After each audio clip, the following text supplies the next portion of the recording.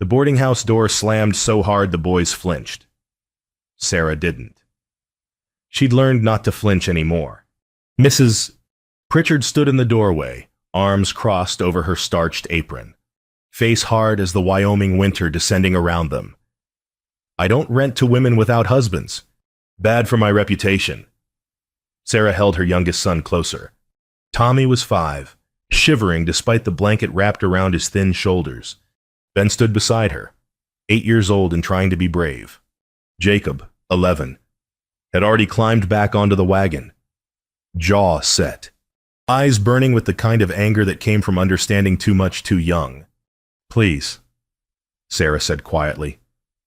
"Just for the night. The storm's coming. Should have thought of that before your husband got himself killed." Mrs. Pritchard stepped back, reaching for the door. "Good evening, Mrs. Brennan." The door shut. The lock clicked. Sarah stood on the porch for a moment. Snow beginning to fall in heavy, wet flakes. She could feel the town watching. Every window on Main Street had a face behind it, lamplight making them glow like judges' eyes. No one moved. No one spoke. Across the street, Mr. Calhoun stood in the window of his bank, arms crossed, mouth curled in something that wasn't quite a smile. She'd seen that look before. It was the look of a man who enjoyed watching people fall. "Ma," Ben whispered. "What do we do?" Sarah turned from the door. Her wagon sat at the hitching post, everything they owned packed into 2 battered trunks. 1 horse, ribs showing, head hanging low. 3 boys. No money left. No family within 200 miles. She looked at the wilderness trail leading out of town, into the dark hills beyond. The temperature was dropping fast.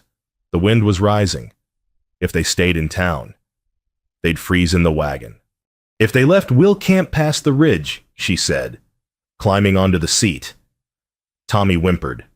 Jacob said nothing. The wagon creaked forward. Snow gathered on the boys' shoulders like burial shrouds as they reached the edge of town. Sarah glanced back once. Every light in Coldwater burned warm and bright. Every door stayed closed. She turned away. They were a mile into the darkness when she saw him, a rider on the ridge above, silhouette sharp against the dying light. Watching. Waiting. Her hand moved toward the rifle beneath the seat.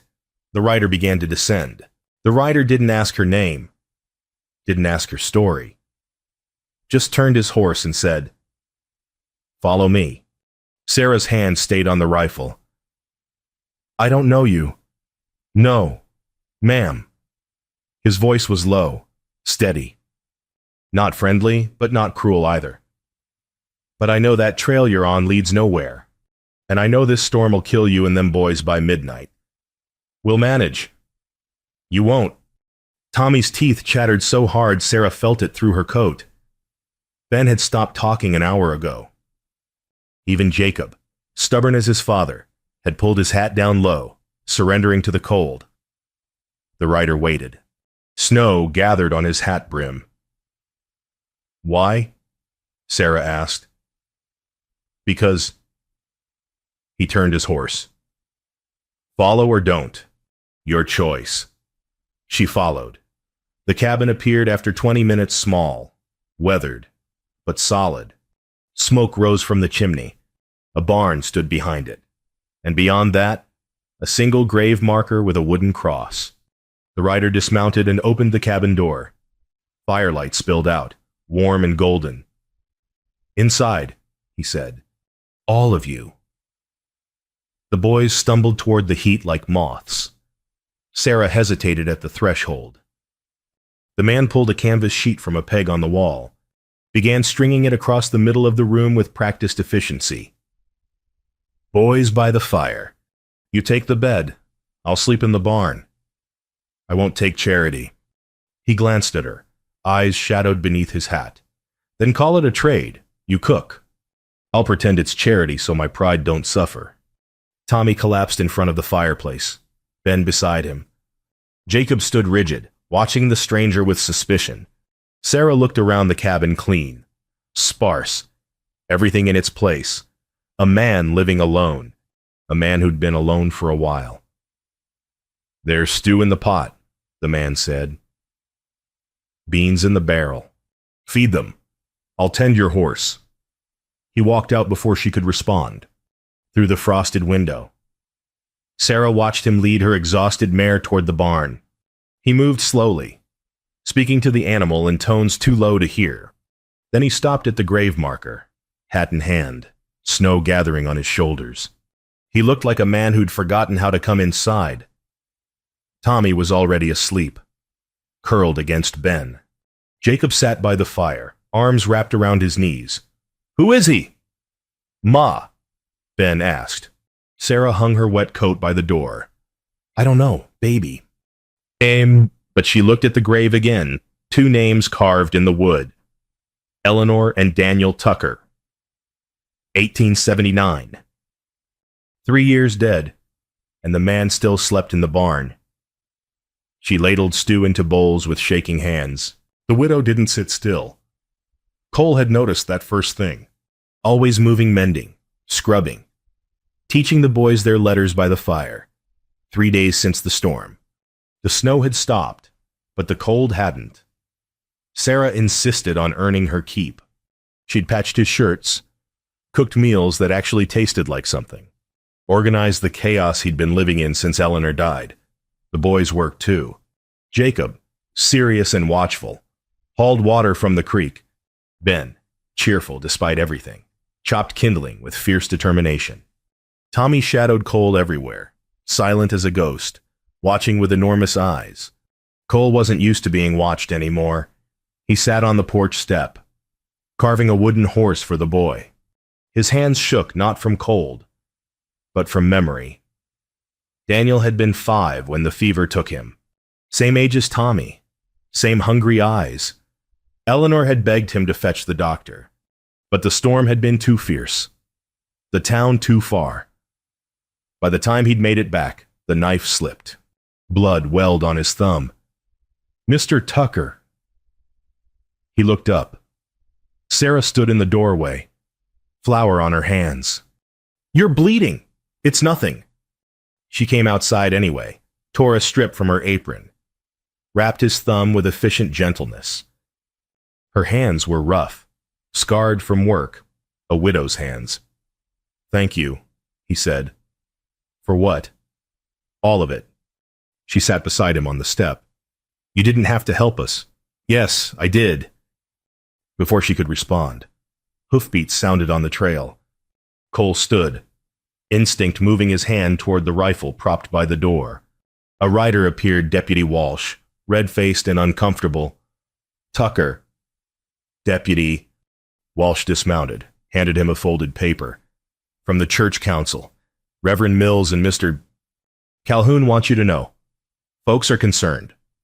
Cole unfolded the note. "Read it once. Twice." "Mr.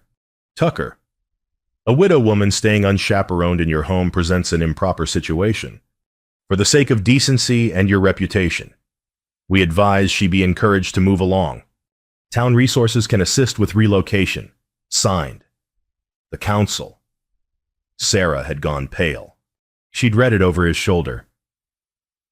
"Tell them," Cole said slowly, "that she's staying till spring." Walsh shifted uncomfortably. "Cole, they're serious. Calhoun's got influence. He can make trouble." "Tell them." The deputy left. Cole crumpled the note in his fist. Sarah's voice was quiet. "I won't let them ruin you for helping us. They already ruined me, ma'am, 3 years back." He looked at the grave. This might be the first thing I done right since that afternoon." Cole began framing an addition 2 walls extending from the cabin's east side. Jacob appeared beside him, holding a hammer. "What's this for?" "Reckon you boys need a proper room. Can't sleep on a floor forever." Jacob studied him. "Why are you doing this?" Cole drove a nail home. "Because you're here, and you need it." The boy picked up a board without another word. By sunset, the frame stood skeletal against the sky. Sarah watched from the window, one hand pressed to the glass. Cole didn't look back, but he felt her watching. For the first time in 3 years, the weight on his chest lifted just enough to breathe. The addition rose slow, one log at a time, one nail driven true, like trust. Cole figured, built in inches. December bled into January. The work continued. Jacob learned to notch logs, measure twice, cut once. Ben fetched tools, singing songs Sarah taught him. Tommy held nails, handed them up like precious offerings. Cole taught them to track rabbit, read weather, split wood without wasting motion. Sarah taught him to read slow progress. Embarrassing at first, but she never mocked him. Just pointed to words in her husband's Bible, patient as sunrise. "The Lord is my shepherd." Cole read haltingly one evening. "I shall not want." "Good," Sarah said. Again. The boys were asleep behind the canvas divider. The fire burned low. Her shoulder touched his. He read it again. Outside. The wind howled. Inside. Something warmer than fire had begun to grow. But the town hadn't forgotten. They arrived on a bright Saturday, 4 men on horseback. Mr. Calhoun led them, flanked by Reverend Mills and 2 stone-faced elders. Cole met them in the yard, Jacob and Sarah watching from the porch. "Tucker." Calhoun smiled, cold as the snow. "We're here as friends, concerned friends." "That's so. This situation," Calhoun gestured towards Sarah, "it reflects poorly on you, on the church. We're asking respectfully that you reconsider this arrangement." Cole said nothing. Reverend Mills cleared his throat. "Brother Tucker, we understand Christian charity, but a man alone with a woman, the appearance of impropriety." "She's a widow with 3 children," Cole said flatly. "Where do you propose they go? The county has resources. Orphanages, no." Sarah stepped forward, voice shaking. "You will not take my boys." Calhoun's smile widened. "Mrs. Brennan, no one wants to take your sons, but without property, without means. The county has authority. She's under my protection." The words came out harder than Cole intended. The men exchanged glances. "Your protection." Calhoun leaned forward in his saddle. "Tucker, let's be plain. Your land has valuable water rights. Some might say you're exploiting this woman's situation to claim her late husband's mining shares. Some might question your motives." Cole's jaw tightened. The lie was elegant, crafted to make him look either like a predator or a fool. "I'd think on that carefully." Calhoun continued. "Accidents happen to men with clouded judgment. Fires. Fences cut. Wells poisoned. Is that a threat? Just neighborly concern?" They rode away. Cole stood in the yard, fists clenched, saying nothing. Sarah waited until they were gone. "You should have defended us." "I know." "Then why didn't you—" He couldn't answer. Fear had locked his throat, fear of losing everything again, fear of fighting and failing, fear of the grave he visited every morning. That night. Sarah began quietly packing. The half-built room stood dark in the moonlight skeletal, unfinished, like everything else. The blizzard came down like God's own fist, no warning, no mercy. For 3 days, they were trapped. The boys huddled under quilts, playing games Sarah invented. Cole kept the fire high, the coffee strong. Outside, the wind screamed. Inside, something broke. It started with silence. Sarah sitting by the fire, staring at nothing. Cole recognized that look. He'd worn it himself for 3 years. "Talk to me," he said. "About what? Anything." She looked at the boys, asleep in a pile like puppies. Their father was a good man. Careful, cautious. I begged him not to go into the mine that day. I had a dream I knew something was wrong. Her voice cracked. He went anyway. The shaft collapsed. 20 men died. I couldn't save him. Cole sat beside her. I couldn't save them either. Eleanor and Daniel. He nodded. Fever came fast. She begged me to fetch the doctor. But the storm I tried. I rode all night. But by the time I got back, he stopped. The words stuck like splinters. Sarah's hand found his. You can't fight a storm. I should have tried harder. You would have died too. Then there'd be 3 graves out there. He looked at her, really looked. Her face was lined with grief and work, but her eyes were clear, honest. She'd lost everything. Same as him, but she hadn't stopped fighting. You saved those boys, Cole said quietly. That's more than most folks ever do. Sarah's composure shattered. She wept silent, shaking sobs that seemed to come from somewhere deep and dark. Cole held her, clumsy but sincere, the way a man holds something precious and fragile. When she finally pulled back, her eyes were red but steady. Thank you, she whispered. For what? What? For seeing me. The kiss was tentative, barely there. Testing, then deeper. Grief recognizing grief, loneliness finding solace. The fire crackled. The boys slept on. The storm raged outside, but inside, 2 people remembered how to be warm. The next morning, the storm broke. Sunlight poured through the windows, blinding and clean. Sarah was packing her trunk when Cole found the paper's eviction notice. Legal threats, county stamps. He read them twice. Blood going cold. What is this? She wouldn't look at him. They'll take my boys. The county. If I can't prove I have means, property, a home, they'll send them to an orphanage. Split them up, probably, when end of February, maybe sooner if Calhoun pushes. Cole stared at the papers. The county seal stared back. Not while I'm breathing, he said. She looked up, eyes red. You can't fight the law. Watch me. He pulled something from his pocket, his wife's wedding ring, simple gold band, pressed it into Sarah's palm. Wear it. In town.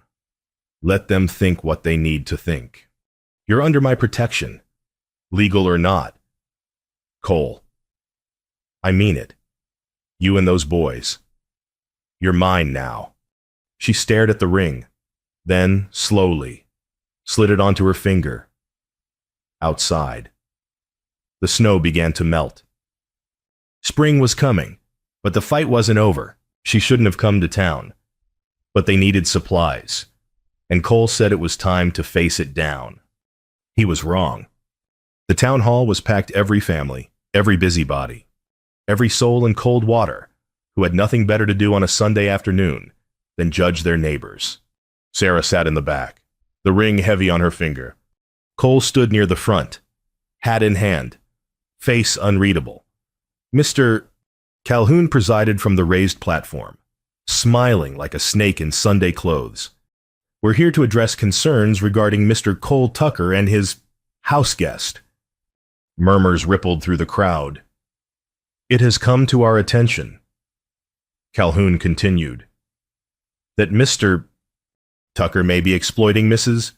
Brennan's unfortunate circumstances to claim her late husband's mining shares, unclaimed assets that legally revert to the county. Sarah's stomach dropped. This accusation, Calhoun said smoothly, suggests either impropriety or incompetence. Either Mr. Tucker is manipulating a vulnerable widow, or he's been manipulated himself. He paused. We're here to determine which. All eyes turned to Cole. He stood silent, jaw tight. Mr. Tucker, Reverend Mills prompted. Do you have anything to say? Sarah willed him to speak, to defend them, to fight. Cole opened his mouth, closed it, said nothing. Calhoun's smile widened. I see. Well, in the absence of clarity, I move that the county take custodial interest in Mrs. Brennan's situation, including guardianship of her minor children. Pending, Sarah stood, every head turned. He didn't manipulate me. I'm not a fool. Mrs. Brennan, Calhoun said kindly, no one's questioning your character, but you must understand without property, without legal standing. I understand, Sarah said coldly, that you want me gone so you can take what's left of my husband's claim. And you want Cole's land because it has water rights you need for your railroad scheme. Gasps. Calhoun's face darkened. Careful, ma'am, or what you'll ruin me you already have. She walked out. The door slammed. Outside. She heard women whispering, always knew Tucker was weak. Couldn't even save his own family. The words cut deeper than the cold. She didn't wait for Cole. Climbed onto the wagon. Drove back alone. When she reached the cabin, she removed the ring, placed it on the table, packed by lantern light. Woke the boys at dawn. Ma. Ben rubbed his eyes. What's happening? We're leaving. Why? Tommy whispered. Because. She couldn't explain it. Couldn't say because he didn't fight for us. Jacob appeared in the doorway, already dressed. His face was stone. Where's Mr. Tucker? I don't know. He let them talk about you like that. He just stood there. I know, baby. I hate him. Sarah pulled him close. No, you don't. I do. She didn't argue. She finished packing, hitched the horse, loaded the boys. Cole appeared as the sun rose standing in the cabin doorway, face hollow, hands empty. He didn't call out, didn't chase them, just watched as the wagon rolled away into the cold morning light. Sarah didn't look back. Behind them, the half-finished room stood empty, unfinished. Like every promise he'd made, the grave didn't answer. Cole hadn't expected it to, but he talked anyway, because the silence in the cabin was worse. I failed you, Ellie. His voice was hoarse. Failed Daniel. Now I failed them too. The whiskey bottle sat beside him half empty. He hadn't touched liquor since Eleanor's funeral, but tonight, the weight was too much. I'm a coward. You married a coward. The wind answered, nothing else. He thought about leaving packing up, riding west, disappearing into the mountains where men went to die slow and forgotten. It would be easier, cleaner. Then he thought of Tommy's face, Ben's songs, Jacob's anger, Sarah's hands in his. He thought of them huddled in some freezing shack, Sarah working herself to death while the county circled like wolves. I don't know how to fix this, he told the grave. Hoofbeats interrupted. Cole looked up, vision blurred. Old Moses dismounted blacksmith friend, the only man in Coldwater who'd never judged him. Moses was 60, black as midnight, strong as iron. He'd been a slave once, 40 years ago. He understood cowardice and courage. You done feeling sorry for yourself? Moses asked. Not yet. Well, hurry up. We got work to do. Cole stared at him. What work? Moses pulled a folded paper from his coat. This. He handed it over. A land deed. Moses' own property, 40 acres. Free and clear. What am I supposed to do with this? You're supposed to give it to her. Make her a landowner. Legal. Then you're supposed to stand up in front of that whole damn town and dare them to do something about it. Cole's hands shook. I can't. You think Eleanor would want you hiding? Moses' voice was sharp. You think she'd want you letting them boys freeze while you sit here drowning? I didn't save her. No. Moses grabbed his shoulder. You didn't. And you can't. She's gone. Cole. Daniel's gone. But Sarah's alive. Them boys are alive. You can save them. What if I fail again? Then you fail fighting. That's better than dying on your knees. Cole looked at the deed, then at the grave. Eleanor's voice whispered in memory. Be brave, love. He stood, wiped his face. Where is she? Old Line Shack, 5 miles north. She take me back. Only one way to find out. Cole saddled his horse, rode to the county office in the dark. The clerk looked up, startled. I need to file a transfer, now. It's past midnight. Now. He signed the papers slow, careful, the way Sarah had taught him. His name in unsteady letters. Legal. Binding. You sure about this? Tucker, the clerk asked. Never been more sure of anything. He rode north. The stars were bright. The air was cold. His heart pounded. Sarah's face filled his mind fierce, beautiful, broken. I'm coming, he whispered. The horse ran faster. Cole Tucker hadn't been inside a church since they buried Eleanor and Daniel. He walked in now like a man with nothing left to lose. The pews were full Sunday service, every soul in Coldwater present. Reverend Mills stood at the pulpit, mid-sermon about charity and judgment. Cole's spurs jingled in the silence. Every head turned. Calhoun half rose from his seat, face darkening.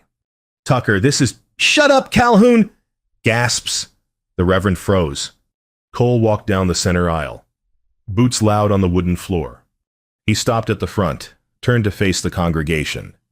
You want to judge Sarah Brennan? His voice carried. Judge me. I asked her to stay. I built her a home. If that's improper, then your God and mine ain't acquainted. Mr. Tucker, Reverend Mills stammered. This is hardly the place. Cole pulled papers from his coat, held them high. This is a land deed. 40 acres. Water rights included. Transferred legally to Sarah Brennan. He met Calhoun's eyes. She's a property owner now. Her boy's got a home.